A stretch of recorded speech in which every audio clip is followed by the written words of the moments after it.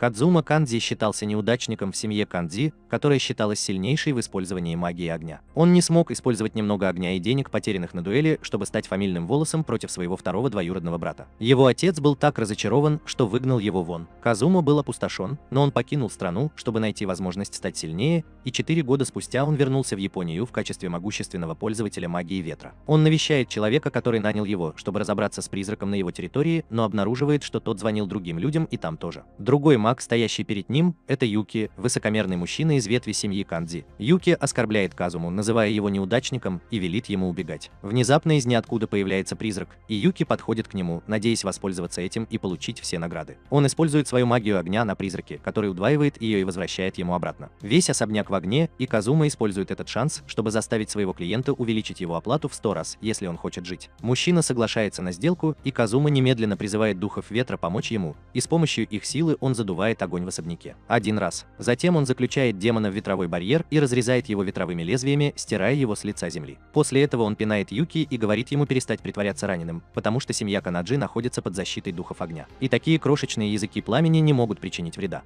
Юки просыпается и выражает удивление, что Казума теперь может использовать магию ветра. После инцидента с клиентом Юки возвращается в особняк Канаджи и рассказывает главе семьи Юга, его дочери Аяны, отцу Казумы Дженми о том, что он овладел магией ветра, которые все удивлены, узнав, что научись этому. Ночью таинственный пользователь магии ветра нападает на Юки и его друзей, а на следующее утро Джууга и Дженма находят их трупы. Они звонят главе клана Фуга, семьи пользователей магии капризов, которые служат семье Канаджи, чтобы расследовать это дело. Фуга говорит, что мужчины были убиты магией ветра, гораздо более сильной, чем их собственные, и все думают, что виновником должно быть является Казума. Чубос все еще не верит в это, поэтому он посылает брата Юки и еще одного сильного члена семьи Бранч захватить Казуму. Аяна присоединяется к ним без разрешения, потому что она ее двоюродная сестра, но брат Юки не преклонен в том, что он сам отомстит за своего брата. Когда они добираются до строительной площадки, где его заметили, троица бежит к нему, но Аянов оказывается в ловушке из-за ветрового барьера. Она призывает свой огненный меч и использует мощную магию огня, чтобы прорваться сквозь него, но это совсем непросто. Тем временем двое мужчин нашли Казуму и обвиняют его в убийстве 3 членов семьи. Казума отвечает, что он ничего не делал, и они советуют ему сказать то же самое главе семьи. Однако Казума объявляет, что он больше не является частью их глупой семьи, и если он хочет поговорить, то должен прийти сюда. Он использует магию ветра, чтобы срезать кран и разоблачить своего шпиона из семьи Фуга, который прячется за ним. Двое мужчин предупреждают Казуму, что они применят силу, если он не будет сотрудничать, и он приказывает им действовать. Брат Юки заряжает свой огненный шар, но как раз перед тем, как он успевает атаковать, Казума манипулирует ветром, чтобы тот взорвался и вырубил его. Внезапно он чувствует злое присутствие позади себя, и скрытый пользователь ветра нападает на 2 мужчин из семьи Кандзи и уничтожает их, разрушая здание. Казума потрясен и, подняв глаза, видит руку, скрытую духами ветра.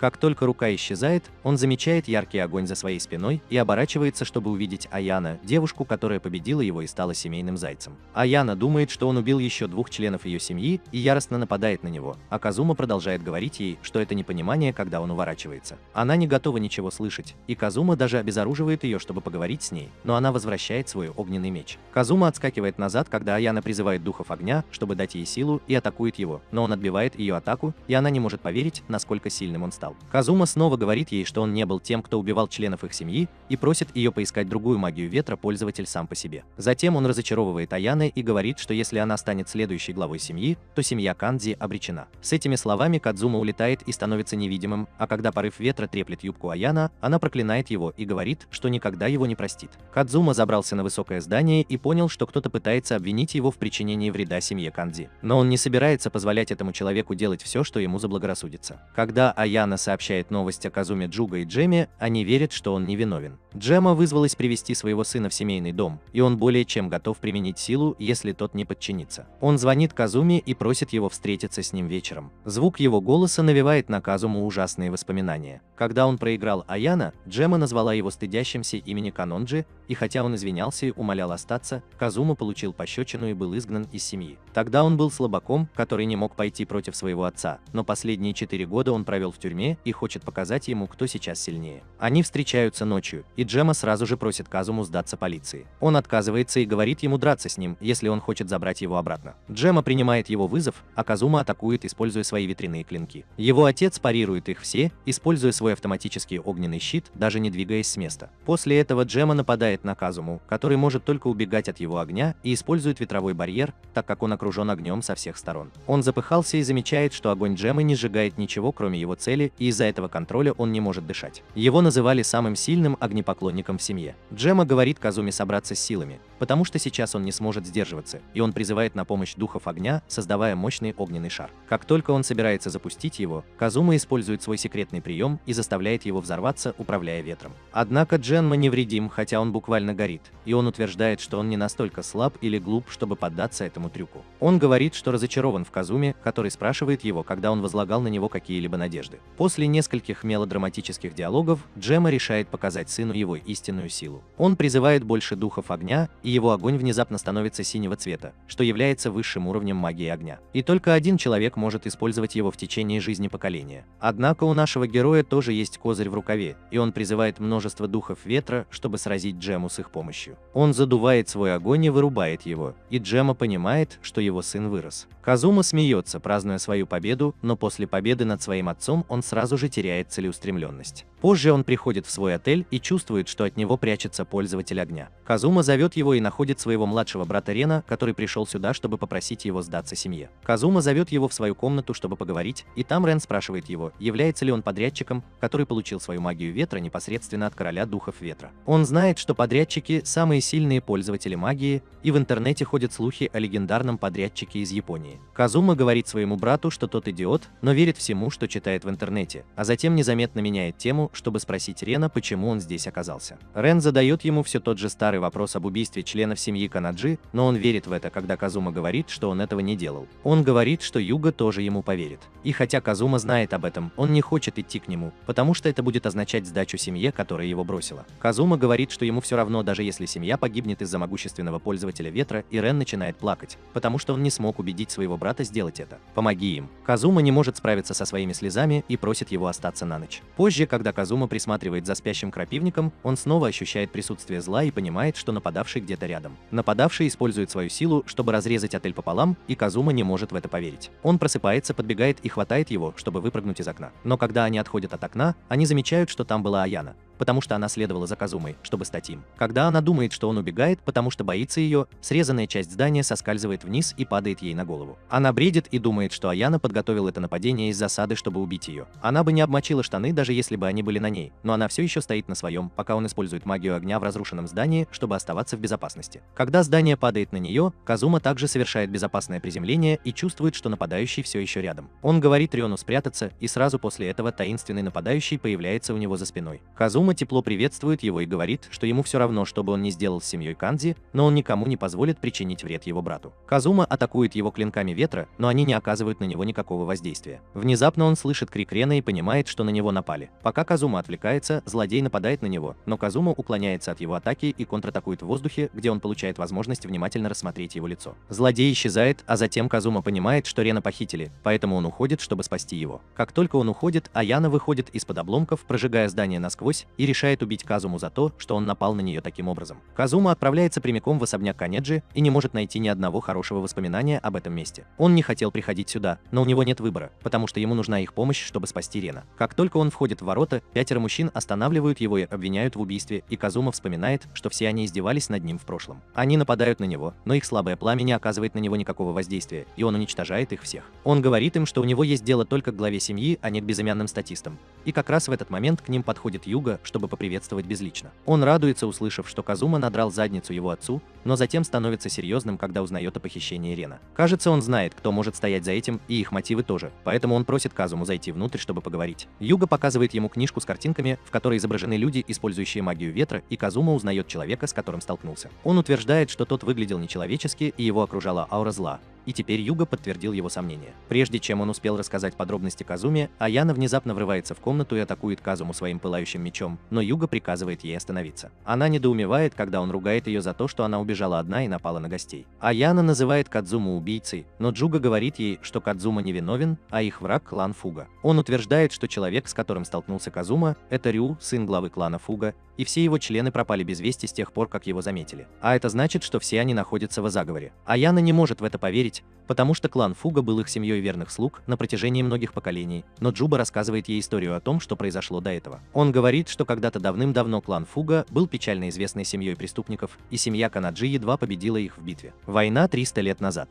Они запечатали источник силы клана Фуга, который был невероятно могущественным демоном, которому они поклонялись. Кадзума и Аяна шокированы, и Джуга предполагает, что они похитили Рена в качестве жертвы, чтобы освободить демона и снова стать более могущественными. Услышав это, Кадзума приходит в ярость, так как вспоминает другого человека, которого он любил и которого принесли в жертву. Джуга рассказывает им, что демон, которому поклоняется клан Фуга, заключен в мощную огненную печать, которая сжигает любого, кто прикоснется к ней. Единственные, кто может пережить эту силу, это непосредственные члены главной семьи Кандзи, потому что они создали печать, и они же могут ее снять. Как только демон будет освобожден, он войдет внутрь одного человека из клана Фуба и наделит его великой силой, в то время как другие члены клана также получат ее. Получите способность управлять злыми духами. Джуга верит, что Рю уже является хозяином злых духов, а в следующий раз он станет хозяином демона. Он также уверен, что как только демон освободится от печати, он признает Рена членом своей вражеской родословной и всепожирающей дыры. И Дана яростно заявляет, что она этого не допустит. Она называет клан Фуба великим и говорит, что их негодование не оправдано после того, как семья Кандзи приняла их и направила на правильный путь. Казума не согласен с ней и утверждает, что семья Кандзи использовала их только как инструменты и никогда ничего для них не делала. Он знает, как в этой семье относятся к беспомощным людям, и поскольку семья Фуба подвергалась травле на протяжении 300 лет, они были правы, что восстали. Джуга также согласен с Казумой и говорит, что он пытался все исправить, но к тому времени, когда он пришел к власти, было уже слишком поздно. Аяму это не волнует, и он хочет пойти и спасти Рена. Она утверждает, что он был рожден не для того, чтобы быть съеденным демоном. И эти слова находят отклик у Казумы, когда он вспоминает кого-то из своего прошлого, кто сказал точно то же самое перед тем, как ее принесли в жертву. Он сказал Аяне, что она не сможет сражаться против Рю и клана Фуга в одиночку, поэтому он приедет туда, чтобы поддержать ее. Он попросил ее сжечь злых духов внутри Рю своим огненным мечом, а с остальным он разберется сам. Аяна ему не доверяет, но Джуга доверяет, и он просит Казуму помочь ему. Однако Казума делает это не ради благотворительности и говорит, что они должны заплатить ему наличными, потому что они больше не его семья. Юга соглашается заплатить определенную цену и сообщает Казуме местонахождение запечатанного демона. Казума и Аяна едут на гору, где запечатан демон, и всю дорогу продолжают припираться. Внезапно Казума чувствует присутствие зла и выбивает дверь машины, после чего хватает Аяны и выпрыгивает из машины. Как только они выходят из машины, порыв ветра разрезает машину надвое, заставляя ее взорваться. Пока Аяна смотрит на это с недоверием, Рю спускается с неба, и Казума заявляет, что не позволит ему пожертвовать своим братом. Казума говорит Аяна придерживаться ближнего боя, так как она будет в невыгодном положении против Рю в ближнем бою. Он обещает поддержать ее, и Аяна призывает свой огненный меч, бросаясь на Рю и запуская огненные шары. Он блокирует ее атаки, и даже когда она атакует его прямо мечом, ему удается защититься и отбить ее удар. Аяна ошеломлена и просит Казуму о помощи, но его уже уносит в небо. Он говорит Аяна, чтобы она сама разбиралась с Рю, потому что ему нужно немедленно спасти Рена, и улетает.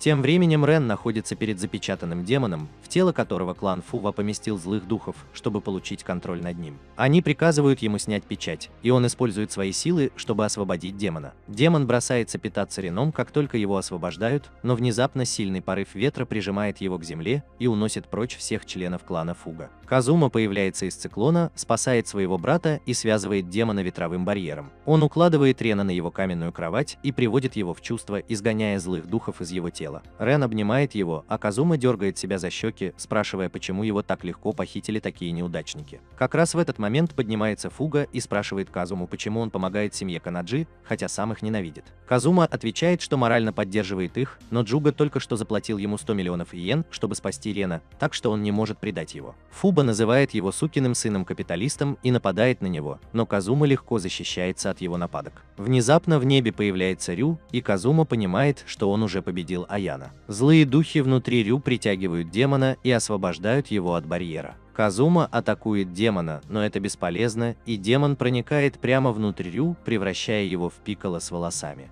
Лидер клана Фу счастлив и думает, что теперь они выиграют битву с семьей Кандзи, но одержимый демоном Рю вырывает у него меч. Уна разворачивается к нему и мощной атакой убивает весь клан Фуба, прежде чем улететь. Кадзума сам справился с собой и побежал с ветровым барьером и понял, что демон вырвался на свободу после того, как так долго находился в ловушке. Он знает, что прямо сейчас Рю направляется в дом Кеннеди, чтобы отомстить. Несмотря на то, что Казуме на самом деле наплевать на них, ему нужно, чтобы Юга остался жив и отдал ему деньги за вознаграждение. Поэтому он решает прилететь к нему, но перед этим ему нужно забрать тяжело раненую Аяна. Кадзума осматривает осматривает ее и обнаруживает, что она была заражена злыми духами, и такими темпами ее тело будет повреждено, и она умрет. У него есть лекарство, чтобы спасти ее, но он говорит, что оно слишком редкое и дорогое, поэтому он не хочет давать его ей. Рен протестует против того, что Аяна умрет с такой скоростью, но Казуми все равно. Напротив, он думает, что это будет хорошей новостью, поскольку Рен может стать продолжателем фамилии в ее честь. Услышав это, Рен приходит в ярость, и его огонь разгорается, когда он просит у Казумы лекарства. Это именно то, чего он хотел, потому что, разозлив Рена, он поможет ему быстрее реализовать свой потенциал. Кадзума дает Аяна лекарство, но она не может пить из бутылочки. Ты знаешь правила, и Кадзума тоже знает, и он скармливает Баина фарш через поцелуй. Она сразу же исцеляется, и когда она открывает глаза, то ошеломлена увиденным зрелищем. Она колеблется между застенчивостью и яростью, когда спрашивает Казуму, что он пытался сделать. Рен обнимает ее и рассказывает, что Казума использовал редкое лекарство под названием эликсир, чтобы исцелить ее, и Аяна не может в это поверить, потому что эликсир встречается реже, чем маленькая подружка. Она вынуждена поблагодарить Казуму, но он не хочет, чтобы она чувствовала себя обязанной,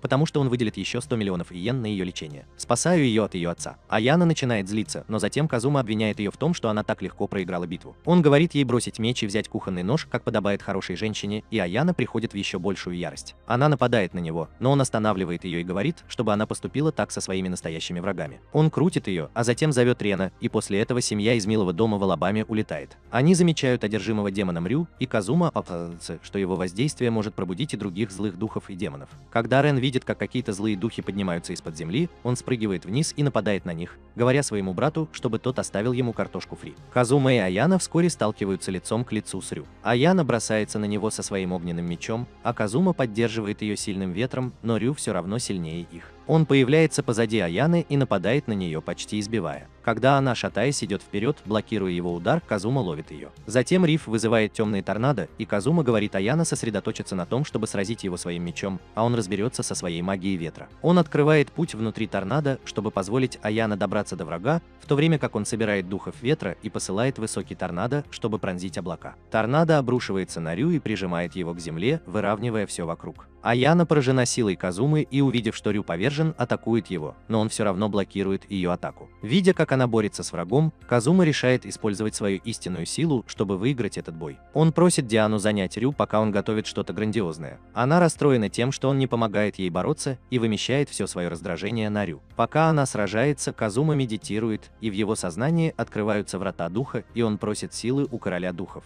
Тем временем Аяна была побеждена Рю, и поскольку она лежит на полу без своего меча, она думает, что не сможет победить. Однако она не готова быть такой жалкой неудачницей, и как раз в тот момент, когда Рю собирается напасть на нее, она призывает свой меч и эволюционирует. Она атакует его своим мощным оранжевым пламенем, нанося много урона, прежде чем отрубить ему руку. Затем Аяна падает на колени и создает область огня, которая сжигает все в радиусе своего действия. Рю получает много урона, но несмотря на все усилия Аяна, он все еще жив. Сейчас она в ужасе от своей судьбы, потому что у нее больше нет сил бороться с ним. И вдруг Казума подходит к ней сзади и говорит, что она хорошо справилась. Она наклоняется к нему и замечает, что его глаза стали голубыми. Казума говорит ей, что голубые глаза – это знак короля духов ветра, который он получил после заключения с ним контракта. Оставив Аяна в недоумении, Казума идет к Рю и использует свою силу против него. Он создает гигантский торнадо, который виден из космоса и который давит на Рю со всех сторон. Атака Казумы полностью остановила его движение, и он говорит ошеломленной Аяна, что это ее шанс нанести удар. По его сигналу Аяна бросается к Рю и пронзает его своим мечом. Он взрывается и попадает на небеса после очищения, и сразу после этого Казума теряет силу и падает на землю. Аяна спрашивает его, не смог бы он выиграть бой в одиночку, так как он контрактник, и Казума отвечает только возможно. Аяна говорит ему, что он должен был помочь ей раньше, используя эту силу. Но Казума отвечает, что она чувствовала бы себя проигравшей всю свою жизнь, если бы он спас ее до того, как она успела что-либо сделать. Он похвалил ее завершающую атаку, и его рис начал медленно завоевывать сердце Аяна. Вскоре туда приходит Рен и видит миссис Аяна в изодранной одежде на Казуме. Он оборачивается, думая, что они снимают только для ее поклонников, и Аяна приходит в такую ярость, что немедленно нападает на Казуму. Вскоре Джуга устраивает вечеринку в своем доме, чтобы отпраздновать завершение инцидента с семьей Фуга, и главный гость Казума опаздывает на вечеринку. Джуга приветствует его, несмотря на то, что другие люди не в восторге от его присутствия здесь. Казума садится на свое место, а Рен обнимает и ласкает его, его, но он относится к нему холодно и расстраивает его. Пока Аяна утешает Рена и набрасывается на Казуму, синеволосая девочка по имени Мисао кланяется ему. Она из ветви семьи Канеги и была назначена личной служанкой Казумы. Ему интересно услышать, что она без колебаний обслужит его даже в постели, и он собирается поцеловать ее прямо здесь и сейчас, когда Аяна пинает и разнимает их. Она защищает Мизо, говоря ей, что ей не нужно ничего делать для этого человека, но та отвечает, что Казума отомстил за ее брата, поэтому она должна делать все, что хочет. Аяна утверждает, что у него уже есть деньги на эту работу, и Кадзума согласился, добавив, что он частично виноват в смерти брата Мисао. Он утверждает, что даже если бы он не вырубил его взрывом раньше, он не смог бы уклониться от атаки Рю, но он мог бы это сделать. Каким-то образом я пережил это. Услышав это, Мизо щелкает выключателем, и она дрожит от ярости. Кадзума говорит ей перестать сдерживать свои чувства, а она воспринимает его слова всерьез и нападает на него со спрятанным ножом. Однако он не может пробить барьер Казумы. Айгана забеспокоилась и просит своего папу перестать пить чай и сделать что-нибудь, поэтому он говорит Казуме наказать наглую девочку, или они сами решат, как ее наказать. Казума отвечает, что в этом нет необходимости, потому что он никогда не подвергался какой-либо опасности. Тюга все еще не может смириться с поведением Мисао, поэтому он сажает ее под домашний арест на месяц. Мисао плачет и визжит, когда спрашивает Казуму, почему ее брат должен был умереть, а он отвечает, что был слаб. Аяма ругает его за неполиткорректность, но Казуму это не волнует, и он покидает вечеринку. Позже Аяна злится из-за того, что произошло ранее, и когда она возвращается из школы, ее друзья предполагают, что она поссорилась со своим парнем. Она взволнована, так как утверждает, что в ее жизни нет парня, как вдруг там появляется Казума с симпатичной блондинкой. Видя, как очаровательная девушка прижимается к Казуме, Аяма начинает ревновать, а потом она замечает, что они ехали из района полного отелей любви. Женщина спрашивает Казуму, является ли эта девушка его девушкой,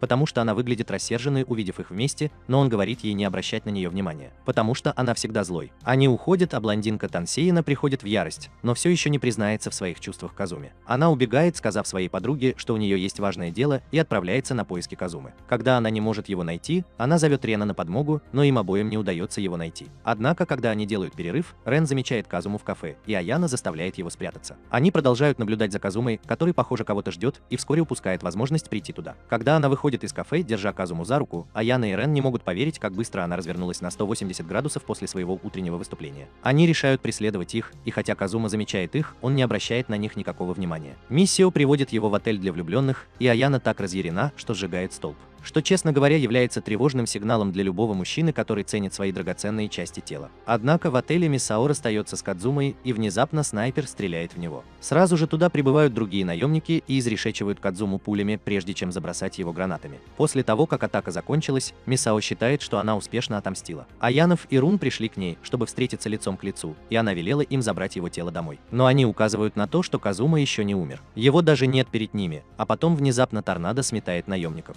Мисс Ева не может в это поверить и зовет своего снайпера, чтобы он выстрелил еще раз, но Казума говорит ей, что он тоже расправился с ним. Он говорит Миса, что ее план был хорош, но им не хватало огневой мощи. Он утверждает, что она изменилась, но ей кажется, что он никогда ее не знал. После этого Аяна задерживает Миса, но она выбрасывает свою сумочку и убегает. Аяна и Рен преследуют ее, и Казума подбирает сумочку, вспоминая, что прошло 10 лет с тех пор, как он впервые встретил мисс Аут. Суман, Аяна загоняет мисс Аут в угол на крыше и заявляет, что она будет наказана за свои действия. Девочки готовы драться, когда Казума приходит к ним, чтобы вернуть сумочку, и говорит Аяна, что она не имеет права причинять вред мисс Аут, когда она всего лишь пыталась убить его. Аяна отвечает, что она будет возвращаться, чтобы отомстить снова и снова, если ее не накажут должным образом. Но Казуме все равно, потому что она никогда не сможет быть достаточно сильной, чтобы противостоять ему. Ракета приходит в ярость, услышав это, и атакует Казуму слабыми огненными заклинаниями в упор, но его барьер ветра блокирует все. Ракета продолжает безрассудно атаковать его и проклинает за то, что он убил ее брата. Скоро начнется дождь, и ее костер погаснет. Она падает на колени и начинает плакать, и как джентльмен Казума пытается накинуть на нее свою куртку, но она отбрасывает ее, говоря, что никогда не простит он. Кадзума говорит ей делать все, что ей заблагорассудится, и уходит, а Аяна и Рен следуют за ним. Когда Мисао остается одна на крыше, она слышит, как кто-то зовет ее сзади и спрашивает, нужна ли ей сила, чтобы отомстить. Мисао, даже не глядя на него, принимает странную силу, которую он предлагает, и думает, что он ее ангел-хранитель. Она получает способность управлять слизью и убивает незнакомцев, чтобы впитать их жизненную силу, и становится сильнее, делая это. Этот инцидент доходит до семьи Канаджи, и вскоре Аяна приходит в гостиничный номер Казумы с инструкцией о работе, присланной ее отцом. Она показывает ему фотографии многих жертв, которые умерли после того, как что-то высосало из них жизнь. Все эти случаи произошли совсем недавно,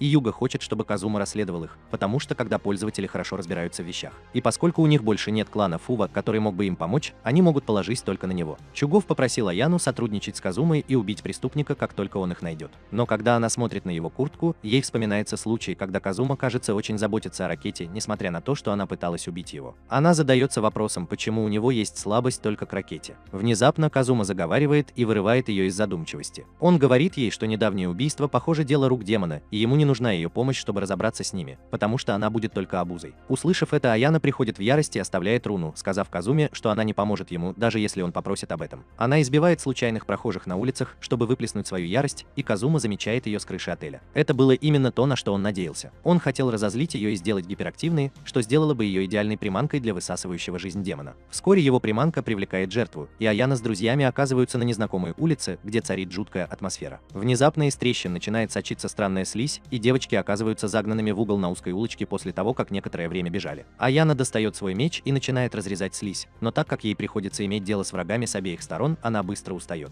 Казума все это время не спускал с нее глаз, и он думает, что это идеальный шанс для него вступить в бой. Он выходит на пустую улицу и использует магию ветра, чтобы попасть в странную зону, где девочки оказались в ловушке. Аяна рада его видеть, но Казума говорит ей сосредоточиться на предстоящей битве, пока он разбирается со слизью, надвигающейся сзади. Она подчиняется его команде и начинает огненную атаку на слизь, сжигая ее. Переулок возвращается в нормальное русло, и Аяна благодарит Казуму за его помощь, но он также благодарит ее за то, что она была хорошей приманкой. Она пришла в ярость, узнав, что он использовал ее, но Казума улетел, сказав, что из-за ее нежелательной помощи он нашел вдохновителя, и она последовала за ним. Казума обнаружил, что Мисио является виновником этого инцидента. Он идет в парк, где она сидит и как бы невзначай излучает ауру орла. Казума спрашивает ее, понимает ли она вообще, что делает, и она отвечает, что становится сильнее, чтобы отомстить за своего брата. Она уверена, что впитав жизненную силу тысяч людей, она превзойдет Казуму и убьет его. Как раз в этот момент Аяна прибывает на место, готовая сражаться, но Казума и Мисао говорят ей держаться подальше от этого. Аяна достает свой огненный меч, говоря, что она не простит Миса за убийство невинных людей, но Казума останавливает ее. Сопротивляясь, она накрывает себя огнем, и увидев этот шанс, Мисао убегает, потому что знает, что пока не готова сражаться с Казумой. Она исчезает как раз в тот момент, когда Аяна собирается напасть на нее, и Аяна спрашивает Казуму, почему он позволил ей убежать. Она говорит ему, что теперь семья Кандзи возьмет на себя роль наказания за нее, но Казума говорит ей, что он никому не позволит вмешиваться в то, чего он хочет.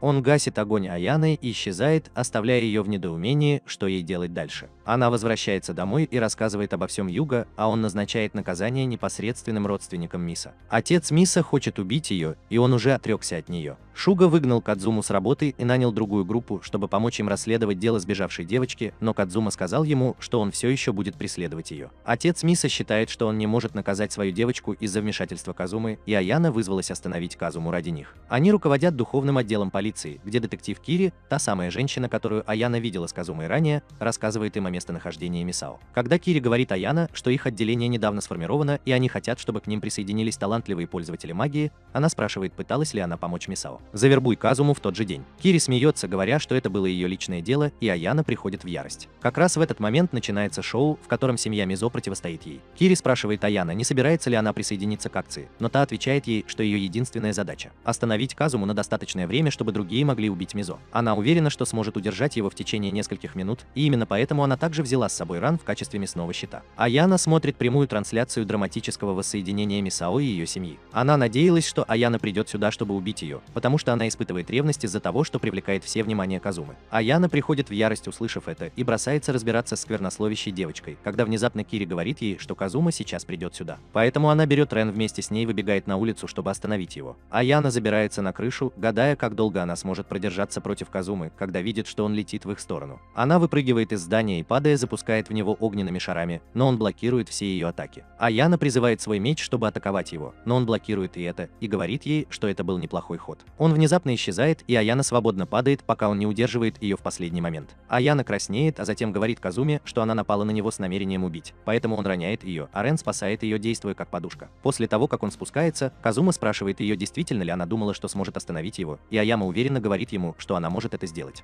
Она ставит перед собой красное и заявляет, что теперь Казума не может напасть на нее, так что она может сдерживать его столько, сколько захочет. Она просто хочет подождать, пока ракету накажут, но Казума говорит ей, что она все неправильно поняла. Он начинает обратный отсчет с 3, и внезапно в церкви, где находилась Мисао, происходит взрыв злой ауры. Кадзума и другие бегут в церковь и обнаруживают, что Мисао убила всю свою семью в одиночку. Она улыбается, когда Кадзума подходит к ней и спрашивает, что она чувствует по поводу убийства своей семьи. Мисао отвечает, что они были просто заносчивыми придурками, а ее единственной семьей был брат, который умер из-за Казумы. Она высвобождает свою злую ауру, объявляя, что пришло время отомстить, и призывает свое темное пламя, чтобы напасть на Казуму. Он блокирует первую атаку и даже поток темных огненных шаров, который следует за ней. Мисао застигнута врасплох, и Аяна говорит ей, что даже Рен сейчас лучше нее, так что она не может даже прикоснуться к Казуме. Мисао не верит ей и говорит, что ее ангел сказал ей, что она достаточно сильна, чтобы убить Казуму прямо сейчас. Как только она это говорит, появляется ангел, о котором ходят слухи, и он выглядит как обычный мальчик. Мисао садится перед ним за стол и просит его показать ей способ победить Казуму, но мальчик говорит ей, что она не сможет победить его с ее нынешней силой. Она ошеломлена и спрашивает, почему он говорит это, хотя ранее он сказал ей, что она достаточно сильна, чтобы убить его сейчас. Мальчик насмехается над ней, говоря, что она была простой идиоткой, которая поверила его лжи. Предел силы, который человек может контролировать, был ограничен при рождении, и никто не может превысить этот предел, независимо от того, сколько энергии он может поглотить. Мисса приходит в ужас, когда мальчик напоминает ей о невинных людях, которых она убила, и она сходит с ума, прежде чем упасть в обморок. Аяна и Рен бегут к ней, но их отбрасывает злая аура. Казума понимает план мальчика, стоящего перед ними. Он использовал Мису как инструмент, чтобы поглотить больше силы, чем она могла выдержать, и теперь он собирался украсть ее у нее. Мальчик подтверждает его теорию, говоря, что ему нужен был член семьи Канэдзи в качестве медиума, чтобы собрать достаточно силы, чтобы победить Казуму. Затем он представляется как заклятый враг Майкла Казумы. Он произносит крылатую фразу о стремлении к истине во имя звезд и мудрости и заявляет, что он здесь, чтобы отомстить своему хозяину. Казума помнит эти слова, потому что они связаны с его худшими воспоминаниями. Человек, убивший девушку в ее воспоминаниях,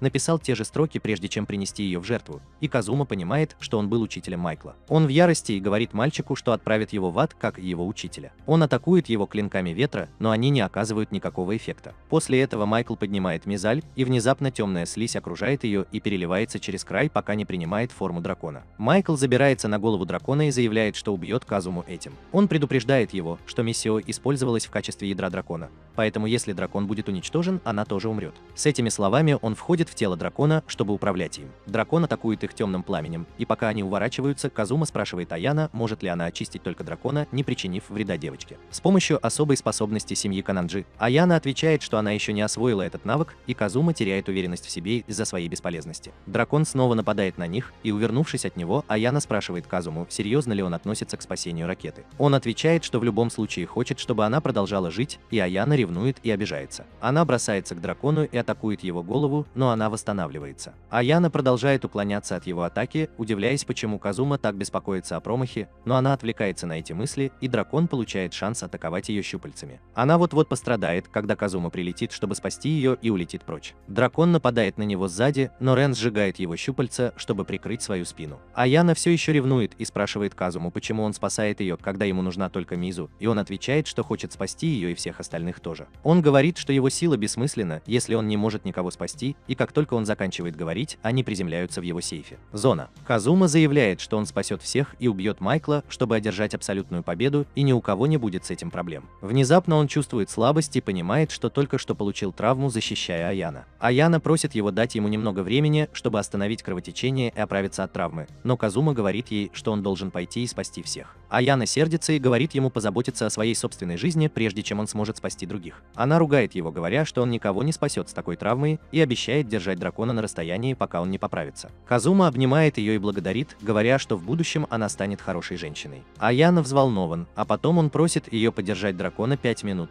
так как это все, что ему нужно, чтобы прийти в форму. Аяна идет поддержать Рена, который сражается с драконом в одиночку. Он потрясен, увидев кровь своего брата на Аяна, но она говорит ему довериться ему. Пока они продолжают сражаться с драконом, Казума медитирует и открывает врата в мир духов, чтобы использовать всю мощь подрядчика. Он прибывает на поле боя как раз в тот момент, когда Аяна собирается сложить и усилить меч своего пламени своей магией ветра, чтобы превратить его в голубое пламя. Казума посылает ее вперед, используя толчок магии ветра, и она рассекает темный огонь слизистого дракона, а затем атакует его голову. Всего одного удара достаточно, чтобы все тело дракона охватило пламя, и оно сгорело и расплавилось. Аяна падает, но Казуна удерживает ее, и они сталкиваются лицом к лицу с Майклом, который выползает из-под обломков, удивляясь, почему он проиграл. Он думает, что даже после поглощения силы тысяч людей он не смог победить Казуму. Но когда он видит его голубые глаза, он понимает, что он наемник. Майкл проклинает его, когда голубое пламя пожирает его, и он умирает. Миса без сознания, и Казума накрывает ее своим пальто, приказывая ей немедленно возвращаться домой. Она не хочет этого делать, потому что теперь, когда она осознала, какие непростительные грехи совершила, она хочет умереть. Казума называет ее идиоткой и говорит, что одной ее смерти будет недостаточно, чтобы расплатиться за все преступления, которые она совершила. Он говорит, что смерть будет самым простым выходом, и Мисио плачет, спрашивая его, что ей следует делать в таком случае. Казума говорит ей продолжать жить, чтобы она могла расплатиться со своими долгами. Он хочет, чтобы она начала с него, потому что она доставила ему больше всего неудобств. Он просит ее заплатить ему своим телом, и мисс Аут действительно готова это сделать. Однако Аяна не может допустить, чтобы Казуме повезло, и она нападает на него прежде, чем он успевает дотянуться до мисс Аут. На этом инцидент исчерпан, и зимой Казума, Аяна и Рам отправляются посетить храм, где мисс Ао служит монахиней. Казума чувствует себя преданным, потому что она не отплатила ему так, как он хотел раньше, и он проклинает Джуга за то, что тот предложил ей присоединиться к храму. Когда они идут к святилищу, Мису спрашивает Казуму, почему он так старался спасти ее,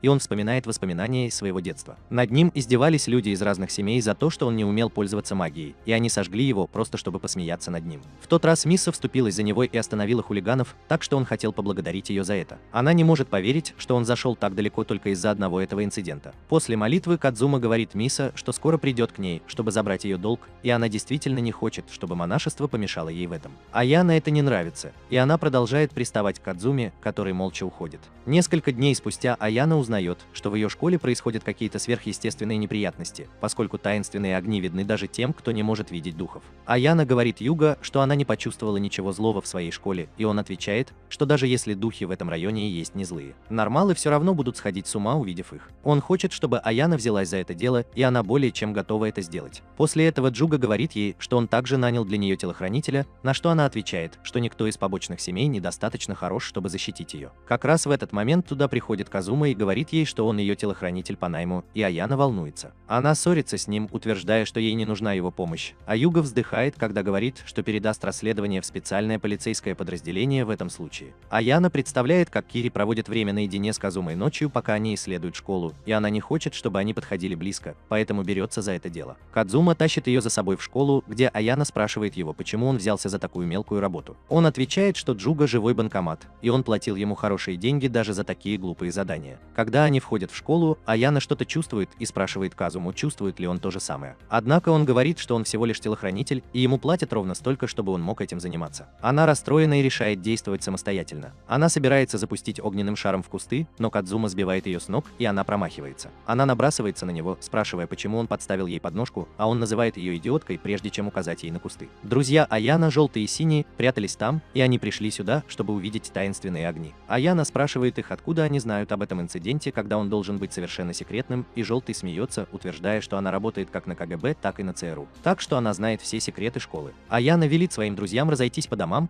но они не хотят пропустить редкое сверхъестественное явление в своей школе. Они утверждают, что нет необходимости бояться духов или привидений, потому что Аяна с ними. И если ситуация выйдет из-под контроля, Казума спасет их. Он говорит им избавиться от своих иллюзий, потому что ему заплатили только за то, чтобы он защищал Аяна, и он не будет беспокоиться о них. В то время как Аяна в ярости от его отношения, ее друзья думают, что Казума имел в виду это как романтический жест, сказав, что он будет защищать только свою девочку. Аяна расстроена, но она не может отправить своего друга обратно, поэтому соглашается взять их с собой. Как только они оказываются внутри школы, Желтый рассказывает о 7 тайнах своей школы, и единственной уникальной из них является шепчущее вишневое дерево. Аянов опровергает слухи и говорит, что если бы здесь было что-то подозрительное, Казума бы это уже обнаружил. Как только она это говорит, он останавливается и стреляет в ветер в обратном направлении, и тот начинает приставать к девочкам с еще большей силой. Аяна в ярости и думает, что Казума сделал это нарочно, но он уверяет ее, что не стоял за этим. Внезапно прямо мимо них пролетает таинственный свет, и друг Аяна делает несколько снимков. Они хотят большего и идут вперед, в то время как Аяна требует, чтобы Казума объяснил все, что ему известно о ситуации. Он отказывается вдаваться в подробности, и Аяна притягивает его к себе, но он вырывается из ее объятий, целуя ее в нос. Она очень волнуется, когда внезапно из-за ее спины появляется плавающий свет и ударяет ее по голове. Аяна падает, а затем таинственный свет говорит всем людям разойтись по домам, иначе они столкнутся с последствиями. Аяна в ярости атакует свет огнем, и голос, исходящий от него, дрожит, когда он улетает, приказывая ей держаться подальше. Она собирается напасть снова, но Кадзума останавливает ее и сдувает огонь, прежде чем это вызовет какой-либо инцидент. Аяна спрашивает его, почему он остановил ее, и он отвечает, что чувствует, что таинственный свет что-то замышляет, и он хочет найти его убежище, следуя за ним. Аяна не совсем уверена в этом, но она позволяет Казуме взять инициативу в свои руки. Вскоре таинственный огонек начинает еще больше подшучивать над девочками и заставляет их парить, используя сильный ветер. Когда они падают на землю, Аяна злится и гонится за огоньком, но получает мокрый удар током в лицо, лицо и падает с лестницы. Это еще не конец, так как таинственный огонек продолжает причинять вред, заставляя девочек поскользнуться на воске, бросая в них статуэтку, а затем обливаем их холодной водой. Они прячутся в классной комнате, чтобы обсохнуть, и Аяна подозревает, что Казума что-то скрывает от нее. Однако он наклоняется к ней через плечо и читает несколько милых стихов из Библии Реза, чтобы заверить ее, что он защитит ее, несмотря ни на что. Аяна убеждена в этом, и вдруг Казума замечает, что на заднем дворе собираются все ветры. Группа решает проверить это, и Аяна спрашивает Казуму, почему он не заметил этого раньше. Он отвечает, что присутствие чего бы то ни было, вызывающего этот вред, естественно, поэтому его трудно точно определить. Как только они заходят на задний двор, на голову Аяна падает ведро, а ее друзья смеются и щелкают фотографии. Она в ярости расплавляет ведро, а затем достает свой огненный меч и атакует таинственный огонек, хотя тот просит тайм-аута. Когда Казума говорит ей остановиться, она начинает плакать, потому что никогда раньше ее так не унижали. Затем Казума приказывает парящему огоньку подойти к нему, и голос говорит ему поймать его, если он сможет. Он доказывает, что может сделать это очень легко, и несколько раз ударяет огоньком о землю, используя силу ветра. Затем он хватает световой шар и обнаруживает внутри него маленькую озорную фею ветра. Она подмигивает, представляется как Тиана и говорит, что делает все возможное, чтобы держать людей подальше от этого места по ночам, потому что они ей не нравятся. Аяна все еще злится и собирается напасть на нее, когда Казума приказывает ей остановиться. Ее друзья замечают, что фея и Аяна одного ментального возраста, и они оба обижаются на это заявление. Все смеются над ними, потому что они ведут себя точно так же, как друг с другом. И тогда Казума говорит Аяна, чтобы она так не расстраивалась, потому что он пригласит ее на ужин, чтобы загладить свою вину. Вот это. Она взволнована, когда ее друзья поздравляют ее с первым официальным свиданием. Но она все равно не упускает возможности посоветовать ему заказать столик в самом дорогом ресторане в городе. После этого они поворачиваются к фее и спрашивают, что она здесь делала. Она отвечает, что она здесь для того, чтобы исполнить последнее желание умирающего старого друга. Она летит к увядшему вишневому дереву и зовет других фей, которые кружат вокруг дерева, возвращая его к жизни. Дерево внезапно расцветает в полную силу, и все удивляются. Сильный порыв ветра сдувает лепестки с цветка,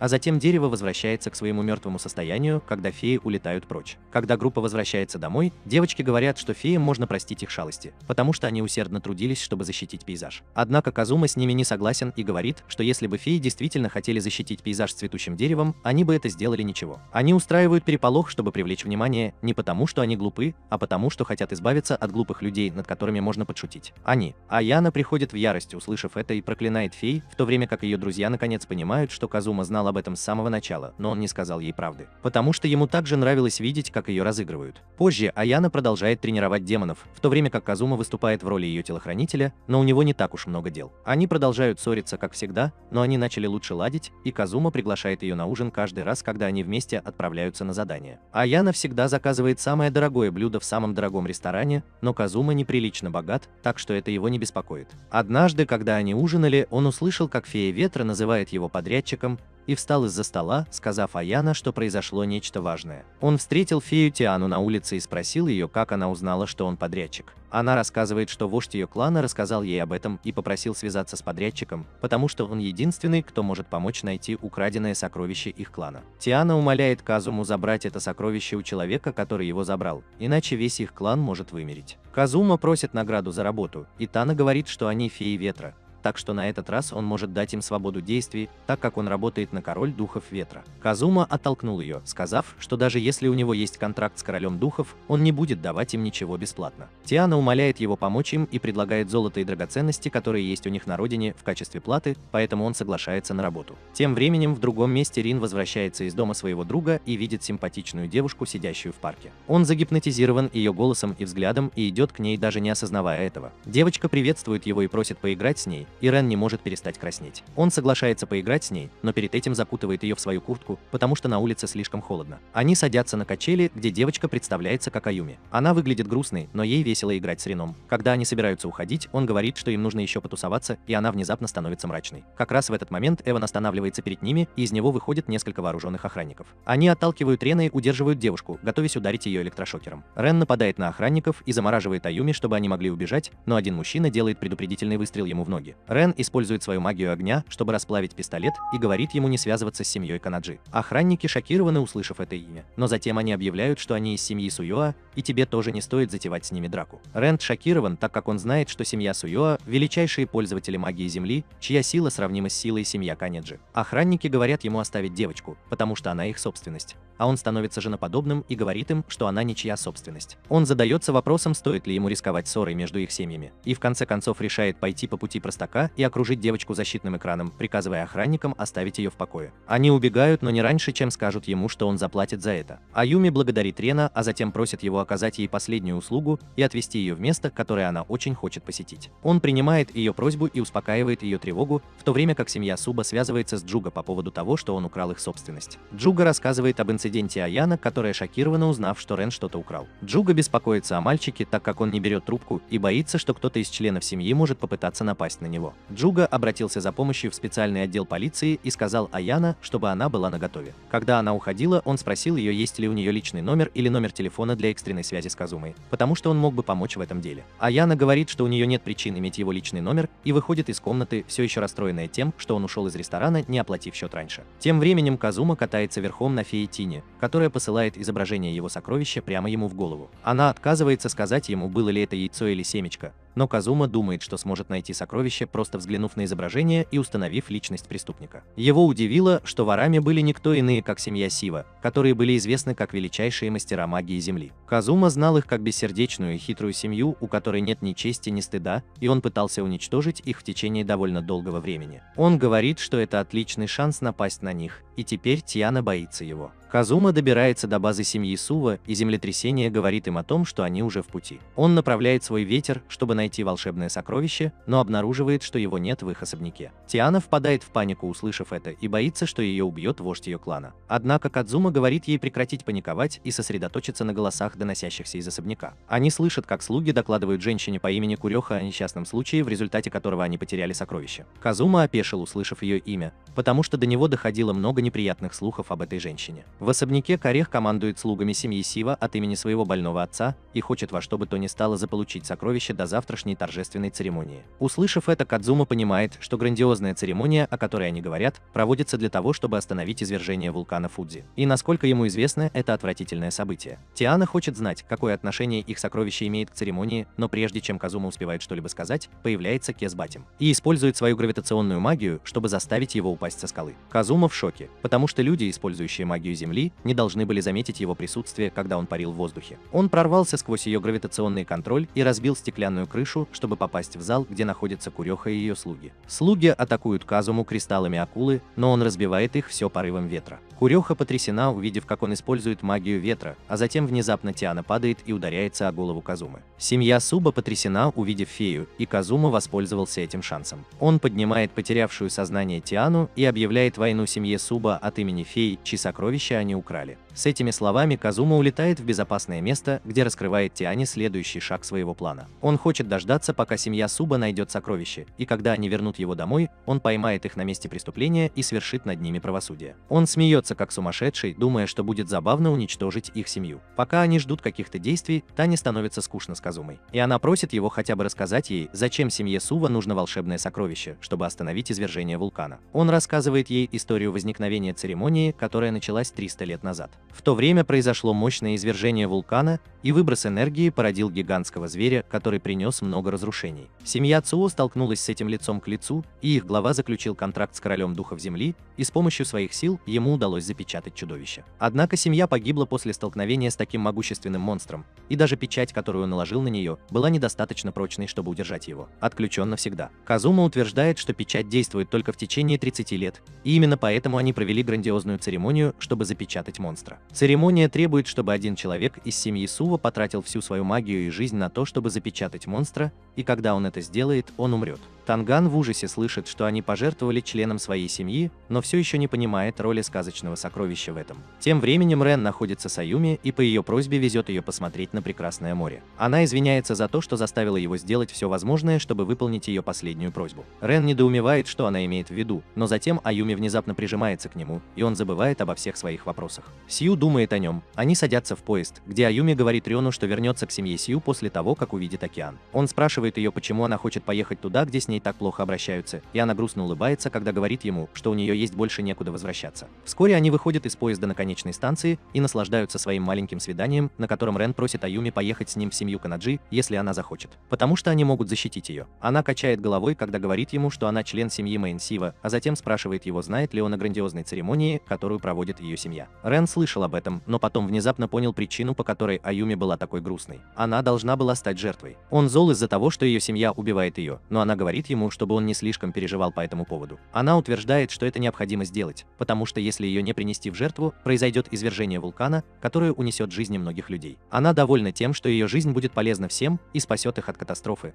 но перед этим она хочет сделать некоторых счастливыми воспоминания. Аюма утверждает, что у нее нет никаких настоящих воспоминаний, потому что, по-видимому, чьи-то воспоминания были заложены в ее мозг. Именно поэтому она хотела увидеть многое своими глазами, чтобы создать какие-то реальные воспоминания, и именно поэтому она тоже хочет увидеть море. Ран тронут ее рассказом и обещает Аюми, что защитит ее любой ценой. Он просит ее перестать говорить такие вещи, будто она хочет умереть, и он обязательно найдет способ остановить извержение вулкана, одновременно спасая ее жизнь. Аюми счастлива слышать его слова и надеется, что они сбудутся. После этого они отправляются к морю, и Аюми очень хочется поплескаться в нем. Рен хочет дать ей бонус, поэтому он использует свою магию огня, чтобы создать для нее искусственный закат. Его жест тронул ее до слез, и она сказала, что очень рада, что встретила такого доброго мальчика, как он. Как раз в этот момент два человека из семьи Сува приходят туда и говорят мне, что если у нее остались хорошие воспоминания, она может вернуться с ними и сыграть свою роль в церемонии. Я называю девочку Маюми, и Рен выглядит удивленным, когда спрашивает ее, не является ли она ее старшей сестрой. Маюми не воспринимает эти слова по-доброму и говорит, что не хочет, чтобы ее сравнивали с жалкой девчонкой. Аюми вздрагивает, услышав это, и тогда Маюми просит Сарина вернуть собственность семьи Цва. Прежде чем он успевает ответить, Аюми возвращает ему куртку и уходит, поблагодарив его за все. Она подходит к Маюми, которая дает ей пощечину. А затем даже ее слуга избивает бедную девочку, обвиняя ее в том, что она сбежала, чтобы Маюми могла быть принесена в жертву вместо нее. Он бьет ее головой о пол, а затем топчет ногами. Рен не может спокойно смотреть на это и нападает на мужчину, говоря, что не потерпит, чтобы девушку домогались у него на глазах. Он заявляет, что защитит Аюми, а ее сестра приказывает слуге позаботиться о мальчике. Слуга отправляется сражаться с Реном и говорит ему, что все, кому нужна земля, чтобы стоять на ней, находятся в невыгодном положении против тех, кто использует магию земли. Он манипулирует песком, чтобы атаковать Реда, который может только уворачиваться и убегать. Он находит временное облегчение, стоя на бревне и размышляя, что же ему теперь делать. У него появляется идея, но прежде чем он успевает воплотить ее в жизнь, слуга нападает на бревно и заставляет его потерять равновесие. Рен приказывает духам огня помочь ему и окутывает себя пламенем, в то время как слуга также собирает духов земли, чтобы прикончить его. Однако его магия не активируется, и он понимает, что Рен использует свой огонь, чтобы расплавить песок у себя под ногами и превратить его в магму, которая попадает ему под ноги. Контроль. Рен объявляет, что теперь его очередь атаковать, и запускает мощное пламя в сторону слуг, которые не могут заблокировать его с помощью магии. Его песчаная стена. Служанка поджаривается и падает на землю, а Рен поворачивается к Маюми, чтобы сказать ей, что она следующая. Однако она приказывает своему слуге встать, а он король симпов,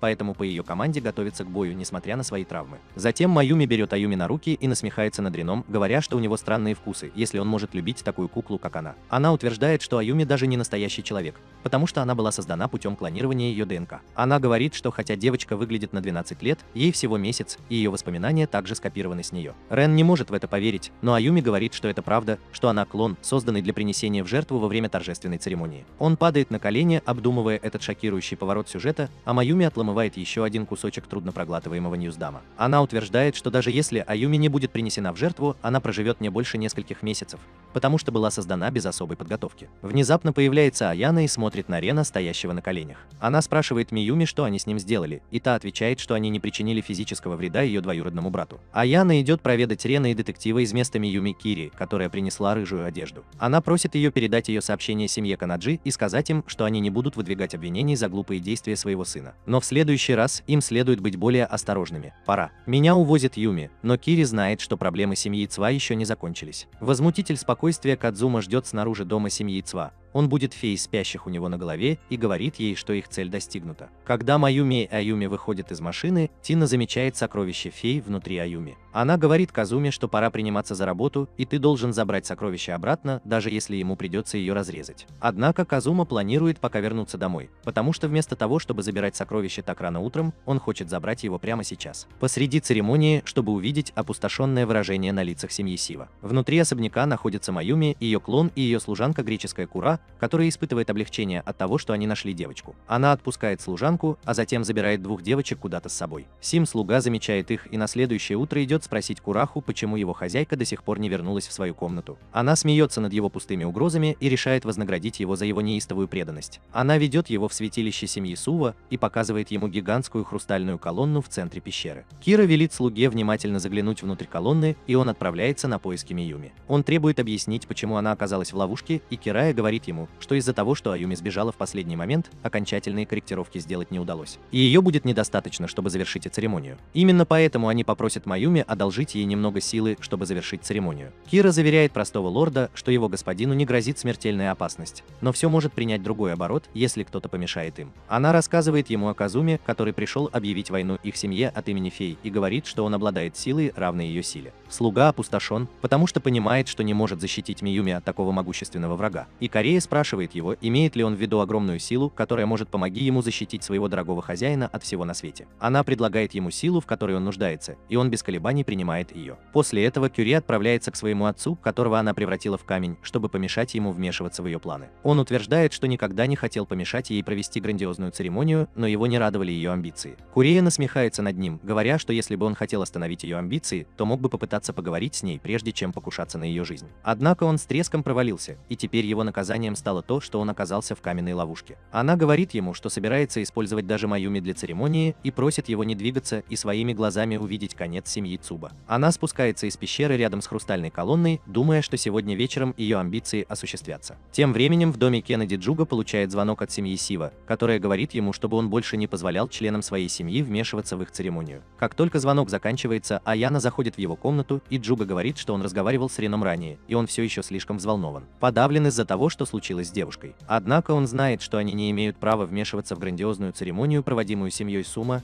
и советует Аяна не поддаваться эмоциям. Она соглашается и говорит, что не совершит ничего безрассудного, а потом идет к Рёну, который в депрессии сидит у пруда. Она сталкивает его в пруд, когда он не отвечает на ее зов, и спрашивает, почему он бросил девочку. Он не уверен, что она имеет в виду, и она говорит ему, что когда семья Цуа забрала ее, он сидел там побежденный и ничего не сделал, чтобы остановить их. Рен отвечает, что он не знает, что делать, потому что Юме — это клон, который создан специально для того, чтобы носить имя Юми, бремя церемонии. И Дана говорит ему, что это не имеет значения, потому что они стали друзьями, и он должен сделать все, что в его силах, чтобы помочь своему другу. Рен глубоко задумывается над ее словами и ведет внутренний монолог, задаваясь вопросом, что ему следует делать. Он чувствует, что должен позволить принести в жертву своего друга, чтобы остановить извержение вулкана, но затем он начинает плакать, осознавая свои истинные чувства. Он хочет снова увидеть Аюми и извиниться перед ней за то, что бросил ее раньше. Именно это Аяна и хотела услышать. И он говорит Рёну, что они должны пойти быстро пробраться в дом Цуа, но только для того, чтобы извиниться перед Аюми и не перед чем больше. Однако они не знают, что Аюми готова к церемонии. Охранники сопровождают ее в пещеру, где ее ждет Корея. Она насмехается над ней из-за того, что ее бросил бойфренд, и хотя она просит ее не обращать на это внимания, она продолжает говорить об этом. Она говорит ему, что люди глупые создания, которые могут слишком сильно увлечься своими эмоциями. Внезапно к ней приходят слуги и рассказывают о двух магах огня, использующих незваных гостей, и Аюми сразу понимает, что Рен пришел за ней. Снаружи Аяна поджаривает слуг семьи Тува,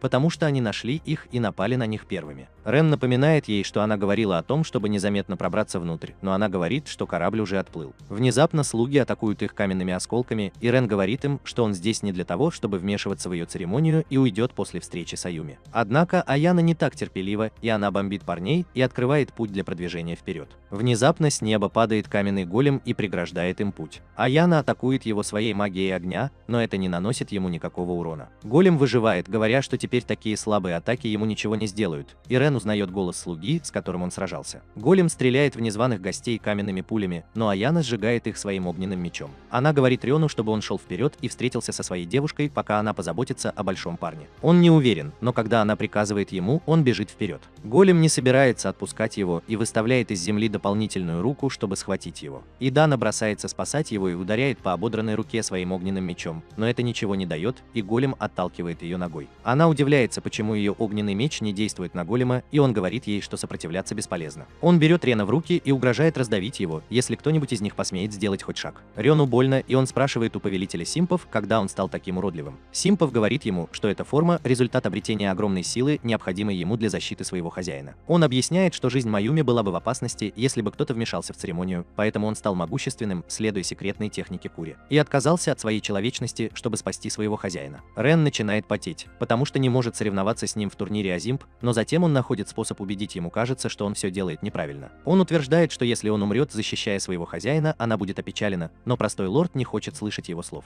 Читает лекцию и пытается впечатать его в землю. К счастью, как раз в этот момент на место происшествия прибывает Казума и отрубает голему руки и туловище, чтобы спасти своего брата. Аяна удивляется, увидев его, и спрашивает, зачем он здесь, а Тангьяна появляется из-за его спины и начинает говорить, что наняла его прямо сейчас. Казума не дает ей раскрыть правду и говорит, что это долгая история. Он также советует Аяне и Рёну быть осторожными, так как голем еще жив. Части его тела ползут навстречу друг другу и мгновенно соединяются, и Казума спрашивает, что здесь происходит. Рен рассказывает ему о простом господине, который пожертвовал своим телом, чтобы защитить своего хозяина. Казума испытывает отвращение, услышав это, потому что он знает, что это старый обычай семьи Сива жертвовать чем-то ради защиты другого. Когда Сим Голум просыпается, он вспоминает тот момент, когда Маюми поцеловала его ни с того ни с сего. Она сказала ему взять на себя ответственность, потому что это был ее первый поцелуй. Он ничего не понимал, пока Маюми не сказала ему, что ее собираются принести в жертву, чтобы предотвратить извержение вулкана. И именно поэтому ей нужен был кто-то, кто любил бы ее и поддерживал до конца. В тот день он поклялся ей в вечной верности и решил пожертвовать своей жизнью, чтобы защитить ее от любой угрозы. Он встает и говорит Казуме и его друзьям, что они не смогут победить его, и он не позволит им пройти. Айдана спрашивает Казуму, что им следует делать, и он думает, что если оторвать его от земли, то это ослабит его регенеративные способности. Внезапно Рённа спрашивает своего брата, пожертвует ли он своей жизнью, чтобы спасти его, и Казума отвечает, что даже если он спасет его, это будет бессмысленно, если он умрет. Он утверждает, что они все должны выжить и жить долго и счастливо. И это был именно тот ответ, которого ждал Рен. Он идет к голему, полной решимости справиться с этой ситуацией самостоятельно. Рен говорит ему, что их семья слишком увлечена идеей о том, что жертвовать чем-то важно, чтобы защитить то, что важно для них самих. Он заявляет, что это неправильный образ мышления, и все должны жить счастливо друг с другом. Сим говорит ему, что у них нет такого выбора, потому что их судьба связана с тем, чтобы остановить извержение вулкана. Рен думает, что настоящий враг, которого они должны победить, это вулканическое чудовище,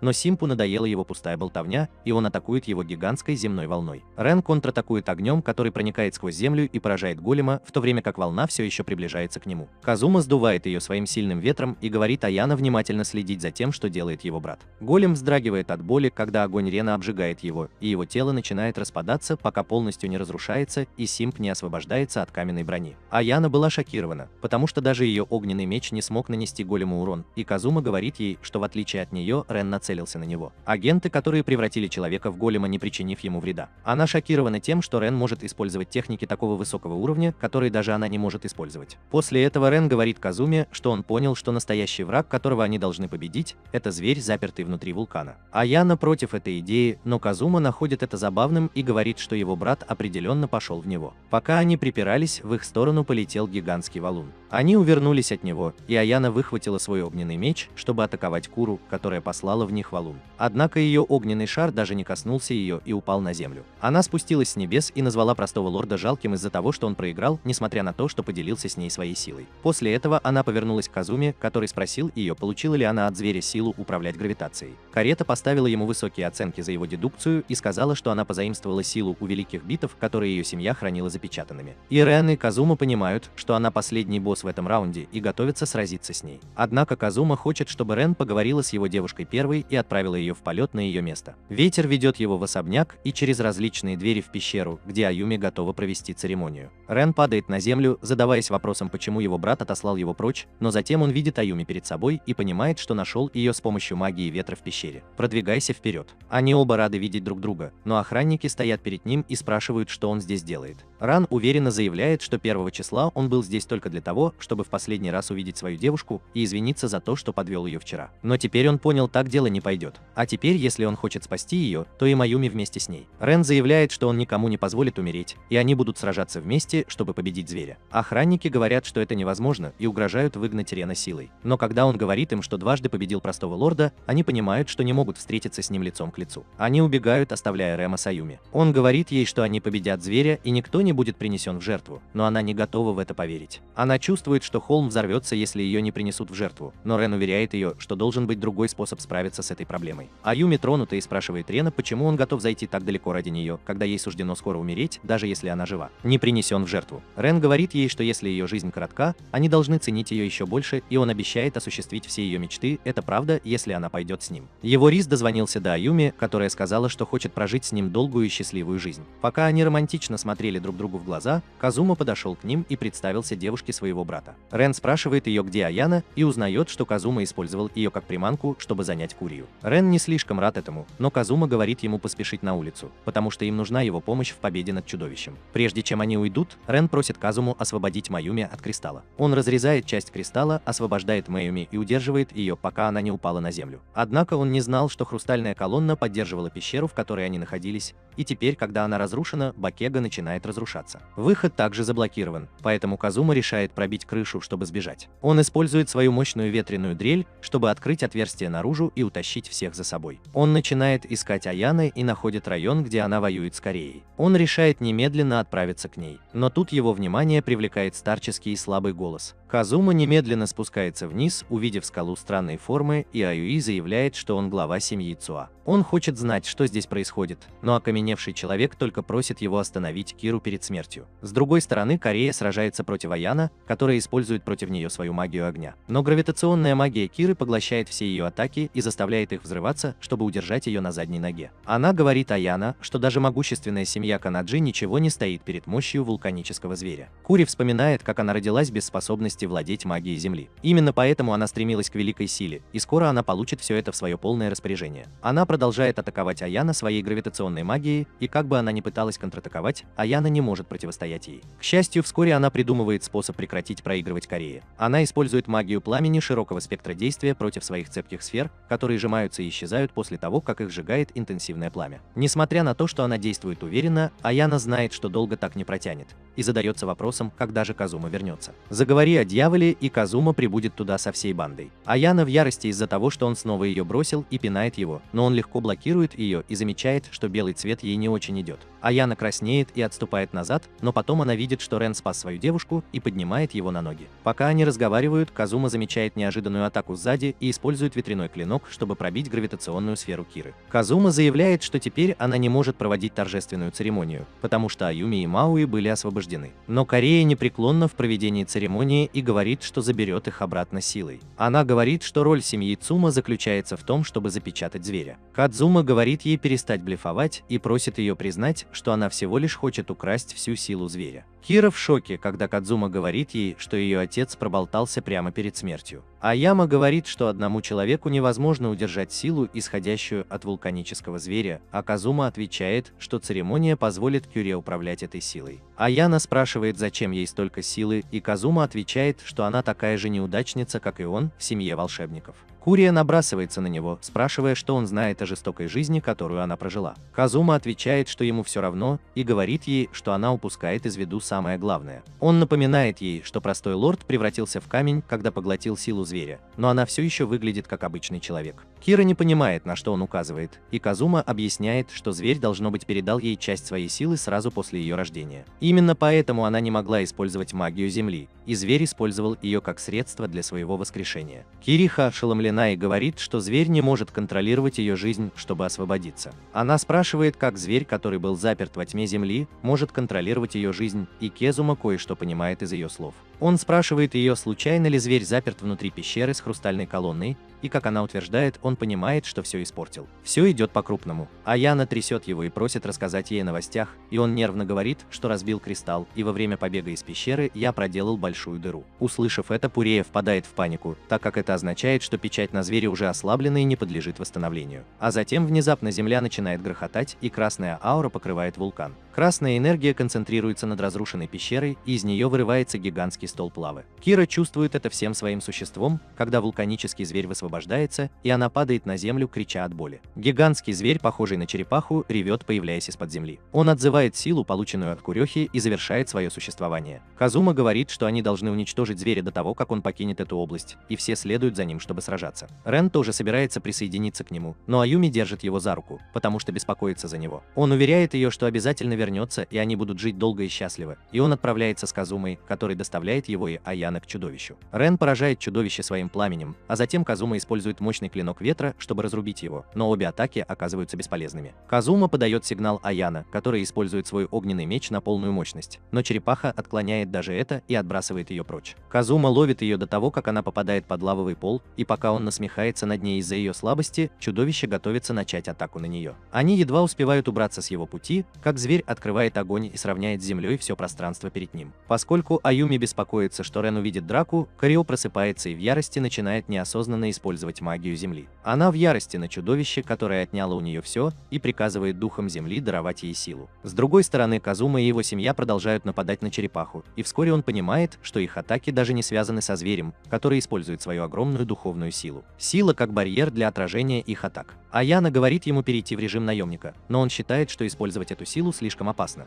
потому что он может использовать ее только в течение 5 минут. А после этого ты станешь легкой мишенью. Он хочет, чтобы был способ ослабить защиту зверя хотя бы на минуту, и его желание исполняется, когда из земли вырастают каменные шипы и ограничивают зверя. Кирахет выплескивает свою ярость на чудовище, которое разрушило ее жизнь, и теперь, когда он лишил ее силы, она может использовать свою магию земли. Однако ее шипы разбиваются, когда они касаются зверя, и она не может ничего сделать, кроме как проклинать его. Зверь атакует ее силой притяжения. Кирая испарилась, не оставив после себя и следа. Не теряя ни секунды, Рин обрушивает на зверя шквал атак, и тот пробивает землю, отправляя его в полет. Казума ловит его и поднимает на более высокую позицию, откуда он продолжает атаковать зверя. Аюни все видит и понимает, что такими темпами им не победить. Слова Рена, который просит ее провести с ним всю свою жизнь, эхом отдаются в ее голове, и она решает посвятить ему свою жизнь. Она начинает торжественную церемонию, и излучаемое ею сияние ослабляет силу зверя. Рен понимает, что она делает, и говорит ей остановиться, потому что она умрет, если завершит церемонию. Кадзума утверждает, что Июми лучше всех знает правду, но несмотря на опасность, она решила бороться, чтобы жить с ним. Кадзума спрашивает его, что он сделает, чтобы жить с ней, и Рен заявляет, что убьет чудовище немедленно. Он просит Казуму и Аяну одолжить ему свои силы, и они только этого и ждали. Казума открывает врата духа и активирует силу подрядчика. Он взлетает высоко и использует мощный ветер, чтобы поднять черепаху высоко в небо, обнажив ее слабое брюшко. Аяна и Рен бегут к ней и, объединив свои силы, наносят огненный удар, который проделывает дыру в теле зверя. Казума уверен, что победа уже близка, и он посылает циклон внутрь дыры, чтобы полностью уничтожить зверя. Зверь взрывается, и Рен падает на землю. Он восклицает, что они победили, но, обернувшись, обнаруживает Аюми без сознания. Он бежит к ней, а Казума и Аяна присматривают за ним,